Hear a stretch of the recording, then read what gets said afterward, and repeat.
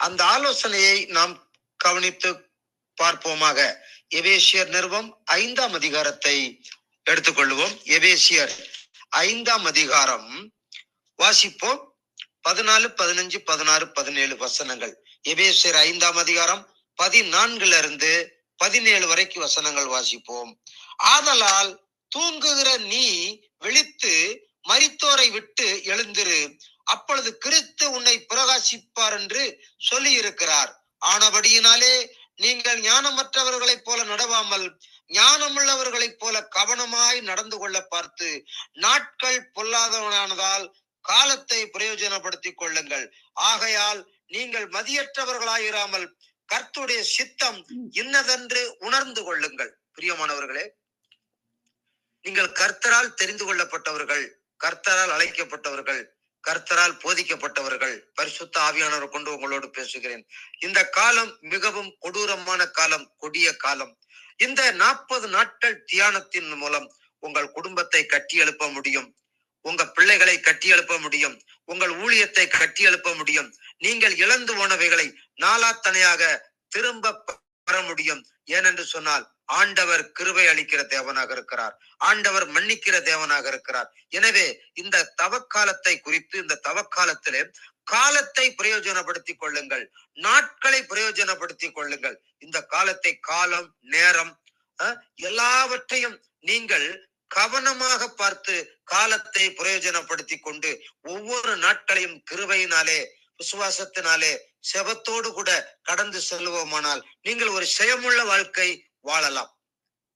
இரண்டாவதாக, மனம் திரும்பி குணப்பட வேண்டும். மனம் திரும்பி குணப்பட வேண்டும். மத்தேயு 4:17 ஆண்டவர் மலை பிரசங்கத்துல என்ன சொல்றாரு? நீங்கள் மனம் திரும்புங்கள், பரலோக ராஜ்யம் சமீபத்திருக்கிறது அப்படின்னு சொல்றாரு. இது ஒருவேளை ஆரம்ப நாட்கள்ல ஆரம்ப விசுவாசிகளுக்கு, மனிதர்களுக்கு சொல்லப்பட்டதா இருந்தாலும் இதுக்கு இணை வசனமாக வெளிப்படுத்தல் 2:5 நான் ஆண்டவரை ஏற்றுக்கொண்டனுங்க, ரட்சிக்கப்பட்டேன், அபிஷேகம் பண்ணப்பட்டேன், அந்நிய பாஷையில பேசினேன், ஜெபம் பண்ணேன், ஊழியம் செஞ்சு, ஆனா நான் பாவத்துல விழுந்துட்டேன், அது எனக்கு குற்றமா இருக்கிறது, என் வாழ்க்கை முடியறது மாதிரி இருக்கு, எனக்கு பயமா இருக்குன்னு ஒரு கலக்கத்தோடு இருக்கலாம். அவங்களுக்கு ஆண்டவர் ஒரு சான்ஸ் கொடுக்கிறார். வெளிப்படுத்தல் 2:5 ஆகையால் நீ இன்ன நிலைமையிலிருந்து விழுந்தாய் என்பதை நினைத்து மனம் திரும்பி ஆதியில் செய்த கிரியைகளை செய்வாயாக, இல்லாவிட்டால் நான் சீக்கிரமாய் உன்னிடத்தில் வந்து நீ மனம் திரும்பாத பட்சத்தில் உன் விளக்கு தண்டை அதனிடத்திலிருந்து நீக்கி விடுவேன். மனம் திரும்பலைண்டா வாழ்க்கை முடிந்து போகும் அப்படின்னு சொல்றாரு. பிரியமானவர்களே, அதான் சொல்ற கொடூரமான காலம். என்ன நிலைமையில ஆண்டவர் சொல்றார்? மனம் திரும்ப, பரலோகராஜ்யம் ஜம்மியா இருக்கு அப்படின்றாரு. அடுத்து நீ என்ன நிலைமையில விழுந்தா என்பதை நீ சிந்தித்து பாரு, யோசித்து பாரு, யோசித்து பார்த்து நீ எழும்பு, மனம் திரும்பு, நான் உன்னை குணப்படுத்துவேன்னு சொல்றார். எப்பேற்பட்ட அன்புள்ள தேவன், இரக்கத்தின் தேவன், மனதுருக்கத்தின் தேவன், உங்களுக்காக எனக்காக கல்வாரி சிலுவையில நொறுக்கப்பட்ட தேவன், அடிக்கப்பட்ட தேவன், குத்தப்பட்ட தேவன், முள்முடிகளை சுமந்த தேவன், அவமானப்பட்ட தேவன், நிந்தைகள் அனுபவித்த தேவன், கடைசி சொட்டு ரத்தத்தை சிந்தின தேவன். அவர் சொல்லுகிறார், வருத்தப்பட்டு பாரு சுமக்கிறவர்களே, நீங்கள் எல்லோரும் என்னிடத்திற்கு வாருங்கள், நான் உங்களுக்கு இளைப்பாறுதல் தருவேன் சொல்லி நீ பாவத்துல கிடந்தாலும் அவர் எழும்பு, என்னிடத்துல வாண்டு சொல்லி அழைக்கிறார். வாய்ப்பை பயன்படுத்திக் கொள்ளுங்கள். இந்த தவக்காலத்தை நீங்கள் பயன்படுத்திக் கொள்ளும்படி உங்களை மனம் திரும்ப வேண்டும் என்று கெஞ்சி கேட்கிறேன். மூன்றாவதாக, பாவங்களை விட்டுவிட வேண்டும். பாவங்களை, நீங்க என்ன நிலைமையிலிருந்து விழுந்தா என்பதை நினைத்து அந்த பாவங்களை விட்டு இனி நீங்கள் வாழ வேண்டும் என்று சொல்லி வேதம் சொல்லுகிறது. வாழணும். நீதிமொழிகள் 28:13 தன் பாவங்களை மறைக்கிறவன் வாழ்வடைய மாட்டான், அவைகளை அறிக்கை செய்து விட்டு விடுகிறவனோ இரக்கம் பெறுவான் என்று வேதம் சொல்லுகிறது.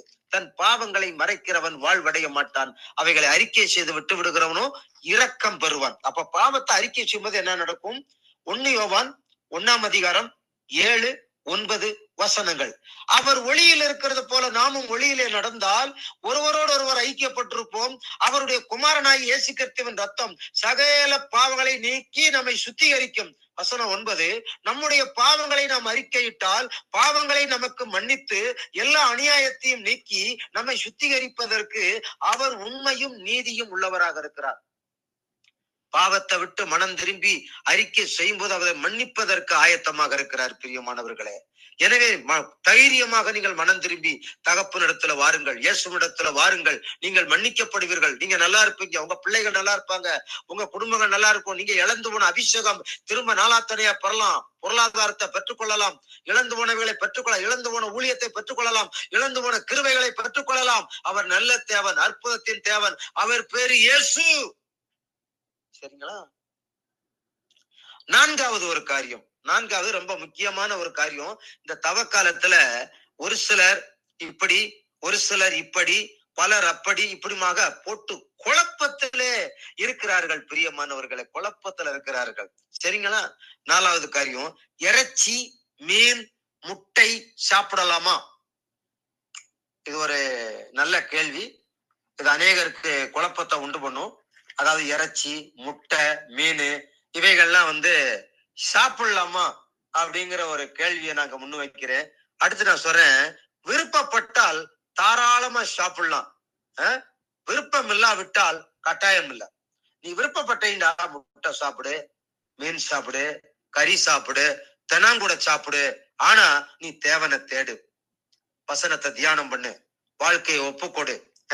அதாவது பக்தி என்பது சரீரத்திலும் வயிற்றிலும் இல்ல, தியாகம் என்பது பக்தி என்பதும். பக்தி என்பது இருதயத்துலதான் இருக்கணும். இருதயம் சுத்தப்பட வேண்டும், இருதயத்துல தேவனை தொழுது கொள்ள வேண்டும். இறைச்சி, மீன், முட்டை தாராளமா சாப்பிடுங்கய்யா, அதை பத்தி பிரச்சனையே கிடையாது. அப்போஸ்தலர் 10ஆம் அதிகாரத்தை எடுத்துக்கொள்வோம். ஒரு சம்பவத்தை நான் வாசிக்காம, அப்போஸ்தலர் 10ஆம் அதிகாரம் 9-16 வரைக்கும் வாசிப்போம். மறுநாளிலே அவர்கள் பிரயாணப்பட்டு அந்த பட்டணத்துக்கு சமீபமாக இருக்கையில் பேதுரு 6ஆம் மணி நேரத்திலே ஜெபம் பண்ணும்படி மேல் வீட்டிலே ஏறினான். அவன் மிகுந்த பசியடைந்து சாப்பிட மனதாயிருந்தான். அதற்கு அவர்கள் ஆயத்தம் பண்ணுகையில் அவன் ஞானஸ்திருப்தி அடைந்து வானம் திறந்திருக்கிறதாகவும் 4 முனைகளும் கட்டப்பட்ட பெரிய துப்பட்டி போல ஒரு விதமான கூடு தன்னிடத்தில் இறங்கி தரையில விடப்பட்டிருக்கதாகவும் அதிலே பூமியில் உள்ள சகல விதமான 4 கால் ஜீவன்களும் காட்டு மிருகங்களும் ஊரும் பிராணிகளும் ஆகாயத்து பட்சி பறவைகளும் இருக்கிறதாகவும் கண்டான். அல்லாமலும் பேதுருவே எழுந்திருந்து அடித்து புச்சி என்று அவனுக்கு சொல்லும் ஒரு சத்தம் உண்டாயிற்று. அதற்கு பேதுரு, அப்படியல்ல ஆண்டவரே, தீட்டும் அஸ்தமா இருக்கிறது யாதொன்றையும் நான் ஒரு காலம் புசிக்கிறதில்லை என்றான். அப்பொழுது தேவன் சுத்தமாக்கினவைகளை தீட்டாக எண்ணாதே என்று 2ஆம் தரமும் அந்த சத்தம் அவனுக்கு உண்டாயிற்று. 3ஆம் தரமும் அப்படியே உண்டாயிற்று. பின்பு அந்த கூடு திரும்ப வானத்துக்கு எடுத்துக் கொள்ளப்பட்டது. இதோட பேதுருவின் ஊழியமும் முடிஞ்சு போச்சு. ஜாக்கிரதை, ரொம்ப ஜாக்கிரதையா இருங்க. தேவனுக்கு எதிர்த்து பேசாதீங்க, தேவனுடைய வார்த்தைக்கு எதிர்த்து பேசாதீங்க. தேவன் அடித்து புசின்றாரு, இவன் மிஞ்சின நீதிமானா பேசுறான். நான் பரிசுத்தம் எல்லாம் சாப்பிட மாட்டேன் அப்படின்றான். அப்ப தேவன் சுத்தமாக்கணும் நீ அஸ்தம் என்ன சொல்லாத, அதோட முடிஞ்சு. அவனோட அவனுடைய மினிஸ்ட்ரி ஊழியம் முடிஞ்சு. அதுக்கப்புறம் தான் சவுலாகிய பவுலை ஊழியத்துக்கு எடுக்கிறார். ஜாக்கிரதை, ரொம்ப ஜாக்கிரதையா இருக்கணும். என் வசனத்துக்கு நடுங்குகிறவனையே நான் நோக்கி பார்ப்பேன் அப்படின்றார். பிரியமானவர்களே, நல்லா கவனிங்க. புசிக்கிறவன் கர்த்தருக்காக புசிக்கிறான், புசியாது இருக்கிறவன் கர்த்தருக்காக புசியாது இருக்கிறான். ஒருவருக்கு ஒருவர் பரியாசம் பண்ணக்கூடாது. ஆமா, இவர் பெரிய நீதிமானு, இவர் சாப்பிடாம இருக்காரா, இவர் ஒரு உபவாசிக்கிறான்னு சொல்லி பரியாசம் பண்ணக்கூடாது. உபவாசம் இருக்கவன பரியாசம் பண்ணக்கூடாது. சாப்பிடுறவனை பத்தி உபவாசம் இருக்கிறவன் பரியாசம் பண்ணக்கூடாது. நான் எல்லாம் உபவாசம் இருக்கிறேன், நீ என்ன சாப்பிடுற அப்படி பரியாசம். அவன் சாப்பிடுறவனும் கர்த்தருக்காக சாப்பிடுறான், சாப்பிடாம இருக்கிறவனும் கர்த்தருக்காக சாப்பிடாருக்குன்னு வேதம் சொல்லுது. பரியாசம் பண்ணாத. 40 நாள் எதுவுமே சாப்பிடாமல் பக்தியா இருக்கிறீர்கள். நல்லது, நல்லதையா. 40 நாள் தவக்காலத்துல மீன் சாப்பிடக்கூடாது, முட்டை சாப்பிடக்கூடாது, கறி சாப்பிடக்கூடாது, பக்தியா இருக்கிறீங்க. ஆனா என்ன செய்யறீங்க? வயதான உங்கள் தாய் தகப்பனை முதியோர் இல்லத்தில் சேர்த்து விடுகிறீர்கள். ஏன்? சகோதரனை பகைத்து வாழுகிறீர்கள். ஏன்? மனைவியை தள்ளிவிட்டு இன்னொரு மனைவியை திருமணம் செய்தீர்கள். ஏன்? கிறிஸ்துவின் நீதியை விட்டு பக்தியாய் வாழ்வதனால் பலன் என்ன? பலன் கிடையாது. பலன் என்ன இருக்கு? நீ முட்டை சாப்பிடாம, கறி சாப்பிடாம, உபவாசம் வந்து பக்தியா இருக்கிறன்ற இந்த தப்புகளை பூரா செய்கிறிய. வயதான தாய் தகப்பனை போய் முதியோர் இல்லத்துல விட்டு ஓம் பொண்டாட்டி நீங்க சுகமா இருக்கிறீங்க. மனைவி சரியில்லைன்னு தள்ளி விட்டு இன்னொரு கல்யாணம் பண்ணிக்கிற. மனைவி உயிரோடு இருக்கையில் இன்னொருத்திய மனைவிய கல்யாணம் பண்ணி விபச்சாரக்காரன் இருப்பான்னு சொல்லப்பட்டிருக்கு.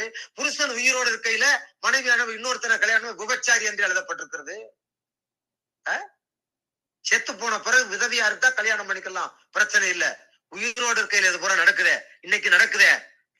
பெந்தைய கோச்சக்காரங்க நடக்குது, ஜிஎஸ்சிகள் நடக்குது, புரட்டன்ஸ் நடக்குது, எல்லா ஆட்சி மக்கள் மத்திய எல்லா கிறிஸ்தவர்களும் நடக்குது. தாய் தாப்பனும் முதியோர் இல்லத்துல சேர்த்து விடுறான், 2 கல்யாணம் பண்றான், டைவர்ஸ் பண்றான், பிள்ளைகளை பகைச்சு வாழ்றான், சகோதரனை பகைச்சு வாழ்றான் சொத்துக்காக. எஸ் என்ன சொல்றாரு பாப்போமா? மத்தேயு 23 எடுத்துக்கொள்ளுங்க. மத்தேயு 23ஆம் அதிகாரத்தை திருப்புங்க, எல்லாரும் திருப்புங்க.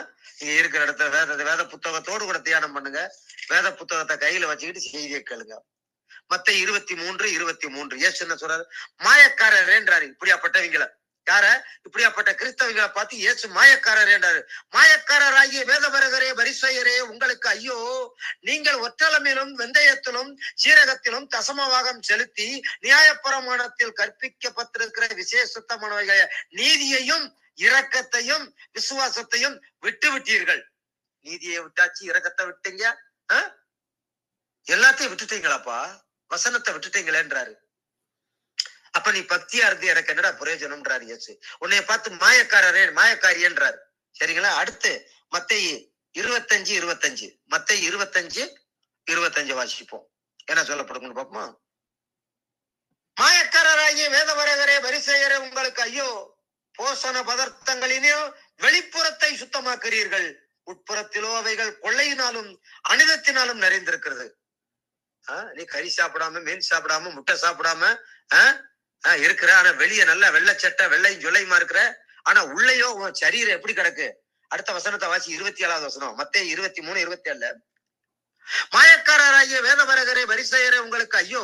வெள்ளையடிக்கப்பட்ட கல்லறைக்கு ஒப்பாய் இருக்கிறீர்கள், அவைகள் புறம்பே அலங்காரமாக காணப்படும், உள்ளேயோ மரித்தவர்களின் எலும்புகளினாலும் சகலவித அஸ்தத்தினாலும் நிறைந்திருக்கும். இருதயம் கசந்து கிடக்கிறது. உனக்கு பக்தி நல்லா தெரிஞ்சுங்க பிரியமானவர்களே. கிறிஸ்தவர்கள் புனித வெள்ளி என்று கருப்பு சட்டை போடுறது, புனித வெள்ளி அன்னைக்கு கருப்பு சட்டை, துக்க நாளா, துக்க வெள்ளி. அது ஐயோ! அப்போ சில ஊழியக்காரங்க அதை புனித வெள்ளின்னு பேர் வச்சிருக்காங்க. இன்னும் சில ஊழியக்கார துக்க வெள்ளின்னு பேர் வச்சிருக்கான். துக்க வெள்ளி, பெரிய வெள்ளி, என்னென்னமோ வெள்ளின்னு பேர் வச்சிருக்கிறான். அந்த புனித வெள்ளி என்று கருப்பு சட்டை போடுறது, ஈஸ்டர் அன்னைக்கு வெள்ளச்சட்டை போடுறது, கிறிஸ்தவர்கள் இந்த டிராமாவை முதல்ல ஒழிக்கணும். என்னது?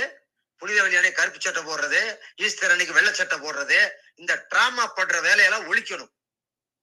ஒழிச்சிட்டு இருதயத்தை சுத்தமாக்கணும். மத்தேயு 5:8 சொல்லப்படுது, இருதயத்தில் சுத்தம் உள்ளவர்கள் பாக்கியவான்கள், அவர்கள் தேவனை தரிசிப்பார்கள். இருதயத்தில் சுத்தம் உள்ளவர்கள் பாக்கியவான்கள், அவர்கள் தேவனை தரிசிப்பார்கள். பிரியமானவர்களே, இந்த தவக்காலம் 40 நாட்கள் உங்கள் வாழ்க்கையை மாற்றி அமைக்கக்கூடியதா இருக்கணும். உங்க குடும்ப வாழ்க்கை கட்டி அமைக்கக்கூடியதா இருக்கணும். உங்கள் ஊழியம் கட்டப்பட்டதா இருக்கணும். இழந்து போனவைகளை நாளாத்தனையா திரும்ப பெற்றதா இருக்கணும். ஒரு சாட்சி உள்ள வாழ்க்கை சொல்லணும். பரவாயில்லப்பா, விழுந்தான், ஒளிஞ்சியான்னு நினைச்சோம், மறுபடி எழுந்து வருகிறான்னு சொல்லி பிசாசுகள் நடுங்கணும். அதுதான் தவக்காலம், அதுதான் கல்வாரி பாடு, அதுதான் கல்வாரியில இயேசு செய்த வெற்றி. உங்களுக்கு விரோதமா இருந்த துறைத்தனங்களையும் அதிகாரங்களை உறிந்து கொண்டு சிலுவையிலே வெற்றி சிறந்தார். விழுந்தியான்னு நினைச்சோம், அழிஞ்சியான்னு நினைச்சோம், போய்த்தியான்னு நினைச்சோம், மறுபடி எழும்பி வாரானேன்னு சொல்லி பிசாசுகள் நடுங்கணும், பிசாசு கூக்கரணும், பிசாசுகள் அலறி நடுங்கி ஓடணும். உன் எல்லைக்குள்ள பிசாசு இருக்கக்கூடாது, உன் எல்லைக்குள்ள சமாதானம் இருக்கணும், உன் எல்லைக்குள்ள யுத்தம் இல்லாத இளைப்பாறுதல் இருக்கணும், உன் அலங்கத்துக்குள்ள சமாதானமும் உன் அரண்மனைக்குள்ள சுகமும் இருக்கணும். அதுதான் தவக்கால கல்வாரி சிந்தனை. இதற்கு நீங்கள் ஆயத்தப்படுங்க. ஒரு நாள் முடிஞ்சு, 2ஆம் நாள் தான் இந்த செய்தியை கேட்டுக்கொண்டிருக்கிற அன்பு சகோதரனே, சகோதரியே, அருமையான ஐயா, அம்மா, நீங்கள் எந்த வயதினரா இருந்தாலும் சரி, சத்தியத்துக்கு கீழ்ப்படிங்க. உங்கள் இருதயத்தை இயேசுவுக்காக பக்குவம் பண்ணுங்க. பரிசுத்தாவின் அன்பு உங்கள் இருதயத்தை நிரப்புவார். உங்கள் கண்ணீரை இயேசு துடைப்பார். உங்கள் வேதனையை கர்த்தர் மாற்றுவார். நீங்கள் இழந்து போனதை கர்த்தர் திரும்ப தருவார். நீங்கள் யார் மூலமாய் வெக்கப்பட்டீங்களோ, யார் மூலமா துரத்தப்பட்டீங்களோ, யார் மூலமா அடிக்கப்பட்டீங்களோ, அவங்களுக்கு முன்பாக கர்த்தர் உங்கள் தலையை உயர்த்தி உங்கள் கண்களை சத்துருக்களுக்கு நேடுவது உங்கள் கண்கள் காணும்படி செய்து உங்களை வாளாக்காமல் தலையாக்கி உங்களை கீழாக்காமல் உங்களை மேலாக உயர்த்துவார். இந்த தவக்கால சிந்தனையை, நாட்களை, காலத்தை பிரயோஜனப்படுத்திக் கொள்ளுங்கள். செபிப்போம். பரலோகத்தை நல்ல தகப்பனே, நன்றியோடு துதிக்கிறோம், தோத்தரிக்கிறோம். ஆண்டவரே, கர்த்தாவினர் கற்றுக் கொடுக்கிற சத்தியங்களுக்காய் நன்றி. பரிசுத்த ஆவியானவரும் எங்களோடு இடைப்படுகிறதற்காய் நன்றி. இந்த 2ஆம் நாளிலே தவக்காலம் என்று சொன்னால் என்ன என்று சொல்லி காலத்தை பிரயோஜனப்படுத்திக் கொள்ள வேண்டும். ஆண்டவரை மனம் திரும்பி குணப்பட வேண்டும். பாவங்களை விட்டுவிட வேண்டும். ஆண்டவரே, உணவு பதார்த்தங்கள் சாப்பிடுவதனால் அல்ல, சாப்பிடாட்டியாலும் பரவாயில்லை, ஆனால் தாய் தகப்பனை கடன் பண்ண வேண்டும். தாயின் போதகத்தை தள்ளக்கூடாது, தகப்பன் போதகத்தை தள்ளக்கூடாது, சகோதரனை பகைக்க கூடாது, மனைவியை தள்ளிவிடக் கூடாது. ஆண்டவரே கர்த்தாவே, இருதயத்துல கசப்பும் வைராக்கியமும் கோபமும் இருக்கக்கூடாது. ஆண்டவரே, கருப்பு சட்டை போடுறது, வெள்ளை சட்டை போடுறது, கரல் சட்டை போடுற டாமா பண்ற வேலை, டாமா பண்ற கிறிஸ்தவனா இருக்கக்கூடாது. ஒரிஜினல் கிறிஸ்தவனா இருக்கணும், உண்மை கிறிஸ்தவனா இருக்கணும், மனதுருக்கத்தின் கிறிஸ்தவனா இருக்கணும், அன்புள்ள கிறிஸ்தவனா இருக்கணும். அதற்காக எங்களை ஒப்பு கொடுக்கிற ஆண்டவரே, இந்த வார்த்தைகளை கேட்டு, இந்த செய்தியை கேட்டு யாரெல்லாம் கண்ணீரோடு மனம் திரும்பி குணப்பட வாஞ்சையோடு உங்களுடைய சமூகத்திலே காத்திருக்கிறார்களோ அவர்கள் மேல் பரிசுத்தாவுடைய வல்லமை அளவில்லாமல் ஊற்றப்படட்டும். புதிய வெளிப்பாடுகள், வரம்புகள், வல்லமைகள் நிரப்பட்டும். ஆண்டவரே, குடும்பத்துல சமாதானம், ஊழியத்துல சமாதானம், தனிப்பட்ட வாழ்க்கையில சமாதானம், பொருளாதாரத்துல சமாதானம் பெருகுவதாக. ஆண்டவர் இந்த குடும்பங்களை அழிக்க நினைக்கிற பிசாசு வெட்கப்பட்டு போக முடியாது. இயேசுவின் நாமத்தில் அந்தகர வல்லமைகளை, மாந்திரிக வல்லமைகளை, செய்வனை கட்டிகளை, பாவத்தின் வல்லமைகளை, இச்சையின் ஆவிகளை இயேசுவின் நாமத்தில் சபித்து நிர்மூலமாக்குறேன்.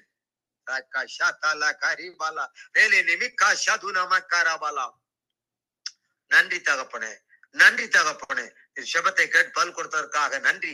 2ஆம் நாள் தியானத்தை ஆசீர்வதித்ததற்காக நன்றி.